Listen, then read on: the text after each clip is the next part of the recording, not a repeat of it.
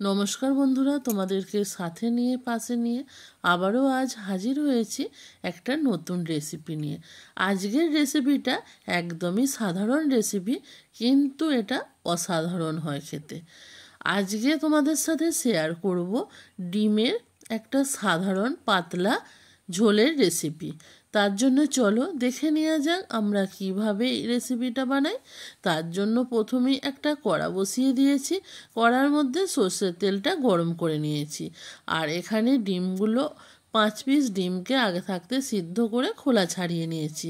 এবার এটা একটু লবণ আর হলুদ দিয়ে ভালো করে লাল লাল করে এটা ভেজে নেব।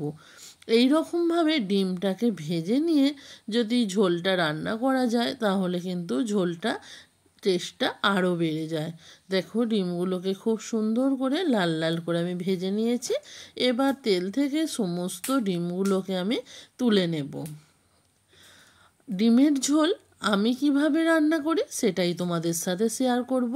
ডিমের ঝোল কিন্তু সবাই রান্না করতে পারো, কিন্তু রান্না করার স্টাইলটা এক একজনের এক এক মতন। এবার ওই তেলের মধ্যেই লঙ্কা, তেজপাতা, 5 ফোড়ন দিয়ে দিলাম ফোড়নের জন্য। আর একটু তেলের মধ্যে দিয়ে দিলাম কাশ্মীরি লঙ্কার গুঁড়ো, যাতে কালারটা খুব সুন্দর আসে। এবার এখানে রসুন কুচি দিয়ে দিলাম 6 থেকে 7 কোয়া। আর এবার পেঁয়াজ দিয়ে দিলাম, এখানে 2টো বড় সাইজের পেঁয়াজকে দিয়ে দিলাম। দিয়ে ভালোভাবে পেঁয়াজ আর রসুনকে কষিয়ে নেব। পেঁয়াজটা থেকে সুন্দর কালার আসার জন্য আর ঝোলের ব্যালেন্সটাকে, ঝাল নুনের ব্যালেন্সটা ঠিক আসার জন্য এখানে সামান্য একটু চিনি দিয়ে দিলাম। চিনি দিয়েও ভালোভাবে কষিয়ে নিয়েছি।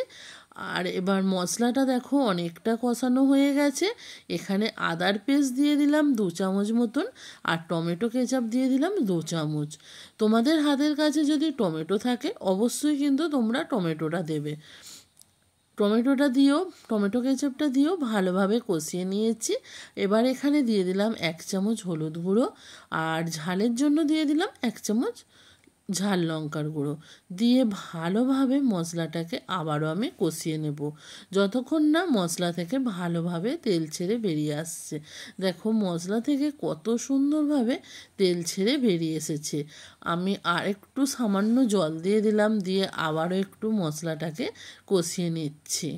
মশলাটা এখানে কষানো রেডি হয়ে গেছে। আর এখানে দেখো আমি আলুটাকে আগে থাকতে সিদ্ধ করে নিয়েছিলাম। এবার আলুটা মশলার মধ্যে দিয়ে ভালোভাবে কষিয়ে নেব। আমরা তো সব সময় বড় আলুর ঝোল খেয়ে থাকি, আজ আমি ছোট আলুর গোটা গোটা আলুকে ছাড়িয়ে সেই আলুর ঝোল করছি। দেখো আলুটাকে দিয়েও ভালোভাবে বেশ কিছুক্ষণ কষিয়ে নিলাম। এবার এখানে দিয়ে দেব প্রয়োজন মতন জল। জলটাকে দিয়েও ভালোভাবে জলটাকে আলু আর মশলার সাথে মিক্সড করে নেব। কাশ্মীরি লঙ্কার গুঁড়োটা এই রকমভাবে দেবার ফলে দেখো কালারটা কতটা সুন্দর এসেছে। সব কিছু ভালোভাবে মিক্সড করা হয়ে গেছে। এবার এখানে দিয়ে দেব স্বাদ মতো লবণ। লবণটা দিয়েও ভালোভাবে মিক্স করে নেব। এবার হাই ফ্লেমে এটাকে আমি ভালোভাবে ফুটিয়ে নেব। আর এখানে এবার ডিমগুলোকেও দিয়ে দেব, ডিমগুলো যে ভেজে তুলে রেখেছিলাম। দিয়ে ভালোভাবে এটাকে মিক্সড করে নিচ্ছি।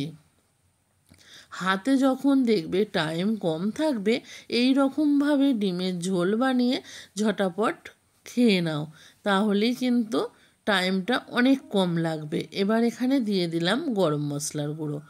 গরম মশলার গুঁড়োটা দিয়েও ভালোভাবে এটাকে মিক্সড করে নিচ্ছি। রেডি হয়ে গেছে আমাদের আজকে ডিমের ঝোলের রেসিপি। তোমাদের কেমন লাগলো এই চটজলদি রেসিপিটা অবশ্যই কিন্তু তোমরা কমেন্ট করে জানাবে বন্ধুরা। আর যদি ভালো লাগে এই রকমভাবে একবার হলেও বানিয়ে খেয়ে দেখো, তোমাদেরও খুবই ভালো লাগবে। আজকের মতো রেসিপিটা আমি এখানেই শেষ করছি। আবারও দেখা হবে পরের দিন নতুন কোনো এক রেসিপির সাথে। ততক্ষণের জন্য সবাই ভালো থেকো, সুস্থ থেকো। আর তোমরা যদি আমাদের কাছ থেকে নতুন কোনো রেসিপি দেখতে যাও সেটাও কিন্তু আমাদেরকে কমেন্ট করে জানাবে। তোমরা যদি ইউটিউব থেকে দেখে থাকো চ্যানেলটাকে সাবস্ক্রাইব করে দেবে। আজকের মতন টাটা।